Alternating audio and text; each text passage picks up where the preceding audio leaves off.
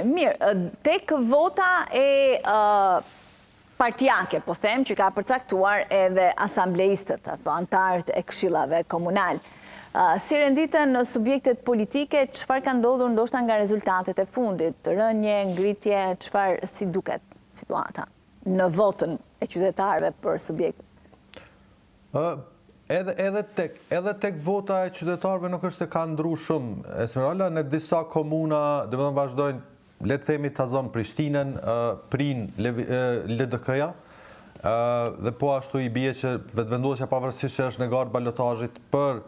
në aspektin e votës popullore, nëse mund ta quajmë kështu, apo votës për këshilltar të kuvendeve komunale është e treta,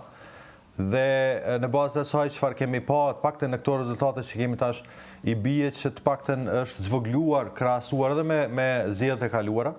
sepse nëse s'gaboj në zgjedhjet e kaluara ka pas dikon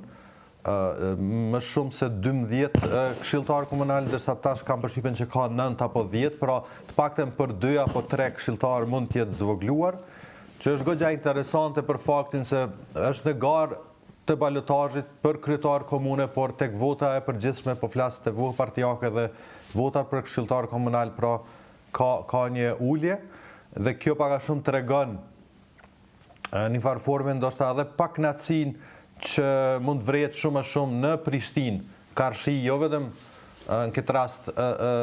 Prishtinës si garë, por në përgjithësi Karshi, lëvizjes dhe vendosjes që pak a shumë e prek edhe qendrën, sepse në fund të ditës gjithçka që ndodh në Kosovë parimisht le të themi ndodh në Prishtinë, dhe këtu pastaj ka efekte edhe fakti se çfarë punë dhe si është vepruar edhe nga ana e qeverisë qendrore. Ndërkohë që edhe në pjesë tjera, siç e thash, Mitrovica vazhdon të jetë interesante për shkak se